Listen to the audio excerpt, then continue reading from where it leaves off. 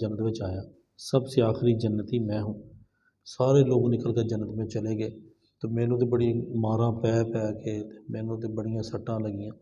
مجھے تو اتنا عذاب ملا، اتنے عذاب کے بعد بڑی مشکل سے میں جنت میں آیا ہوں، تو یا اللہ مجھے تو ایک کونا مل جاتا تو بڑی بات ہے، تو اے اللہ کہیں تو مذاق تو نہیں کر رہا میرے ساتھ، مذاق تو نہیں کر رہا۔ تو نبی پاک علیہ السلام مسکرائے، فرمایا اس کی بات سن کر نا اللہ بھی مسکرائے گا، اللہ بھی مسکرائے گا۔ فرمایا کہ بندے نہیں، میری شان ہی نہیں ہے مذاق کرنا، میں مذاق نہیں کر رہا، پکی بات ہے تجھے ہم دنیا جو تھی نا اس دنیا کے 10 گنا زیادہ ہم تجھے جنت عطا فرمائیں گے۔ تو یہ تو دنیا سے 10 گنا زیادہ جنت ملے گی سب سے آخری کو، جو پہلے جنت میں جائیں گے ان کو کتنا ملے گا، لیکن یہ تب ہے یہ مؤمنین المؤمنین الذین یعملون الصالحات، مومن بھی ہو اور نیک کام بھی کرے۔ مومن ہو، پہلے تو بندہ مومن ہی نہ ہو تو جتنے مرضی نیک کام کرے وہ جنت نہیں جائے گا، جیسے کہ وہ انگریزوں کے کئیوں کے نام آتے ہیں، بڑے بڑے ہاسپٹل بنائے، بڑا بڑا کچھ انہوں نے کیا، لیکن جب تک وہ مومن نہیں ہے، مسلمان نہیں ہے، ان کے نیک عمل کا فائدہ نہیں۔ اور ایک بندہ مسلمان ہو لیکن نیک عمل نہ کرے تو مسلمان ہو نا جنت اس کی پھر بھی پکی ہے، جنت ملے گی لازمی، لیکن پہلے جو 2 سال 10 سال لاکھوں سال کے لفظ بھی آتے ہیں، لاکھوں سال جہنم میں رہنا پڑ گیا، اس کا کیا بنے گا؟ تو نا یہ یعملون الصالحات، کوشش کریں، ایمان والے ہیں، نیک عمل کریں، تو انشاءاللہ العزیز جو نا وہ پہلے سٹے، پہلے حلے میں، پہلے دن ہی اللہ ہمیں جنت عطا فرما دے، تو یہ اللہ کا فضل ہو جائے، یہ ایک دن بھی ایک لمحہ بھی جہنم میں نہ جانا پڑے، تو یہ اصل بہادری ہے۔ اور ایک جگہ پر فرمایا وفی ذالک فلیتنافس المتنافسون، اگر دل میں تمنا پیدا ہو نا، لالچ پیدا ہو، خواہش پیدا ہو، اگر خواہش پیدا کرنی ہے، تمنا پیدا کرنی، تو اس جنت کی باتوں کے لیے تمنا پیدا کرو، جنت میں اتنا عالی شان محل ہوگا،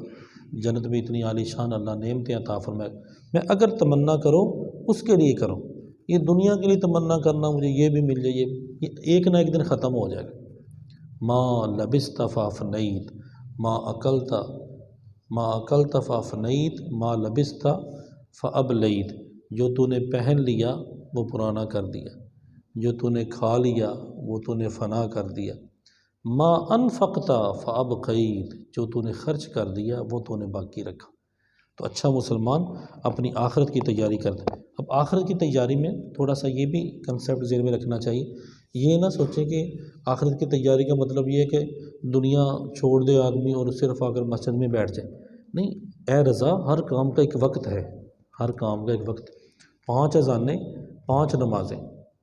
5 نمازیں جو اللہ نے عطا فرمائی ہیں، تو وہ یہ تو نہیں ہر وقت ہی بیٹھے رہو، وہ ان کے ٹائمنگ ہے باقاعدہ کہ فلاں فلاں ٹائم، باقی کاروبار کریں 24 گھنٹے، یہ چند منٹوں کے لیے جب اذان ہو تو ٹائم نکال کے آئے، نماز پڑھی، پھر چلے گئے۔ جس اللہ نے رزق دینا ہے اس نے رزق کا وعدہ اس وقت کا کر دیا ہے، اس وقت کا رزق لکھ دیا ہے جب ہم ابھی پیدا ہی نہیں ہوئے تھے، اس سے زیادہ نہ مل سکتا ہے نہ اس سے زیادہ آپ کھا سکتے ہیں، تو یہ لکھ دیا ہے، لیکن ساتھ فرمایا کوشش کرو تم، لیکن اتنی کوشش کرو کہ رزق کے خیال میں رزاق کا خیال ہی نہیں، تو ایسا نہیں، پھر اس سے نہ نقصان ہوگا، دنیا میں بھی نقصان ہوگا، آخرت کے اندر بھی بہت سارا نقصان ہوگا، تو کوشش کر کے یہ آپ نماز کے وقت نماز پڑھیں، باقی آپ کو ٹائم اللہ نے دیا ہے اس میں کاروبار کریں، دنیا کے کام کریں، اور اس طرح سے کریں جس طرح اسلام نے بتایا۔ مثلا آپ نے کپڑے تو پہننے ہی ہیں، لیکن اگر کپڑے اس طرح پہنے جس طرح اسلام نے بتایا تو کپڑے پہننے کا بھی اللہ ثواب عطا فرمائے۔ جوتا تو آپ نے پہننا ہی ہے لیکن اس طرح پہنے جس طرح اسلام نے بتایا۔ کھانا تو آپ نے کھانا ہی ہے، لیٹنا تو ہے ہی آپ نے، سونا تو ہے ہی آپ نے،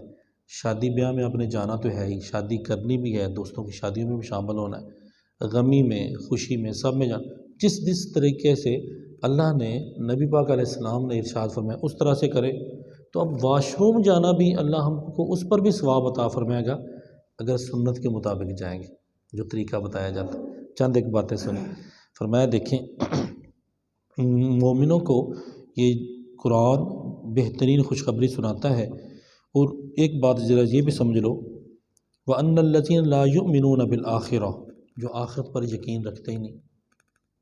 جو آخرت کی طرف کوشش کرتے ہی نہیں۔ اعتدنا لہم عذابا علیما، پھر ان کے لیے دردناک عذاب بھی ہم نے تیار کر کے رکھا۔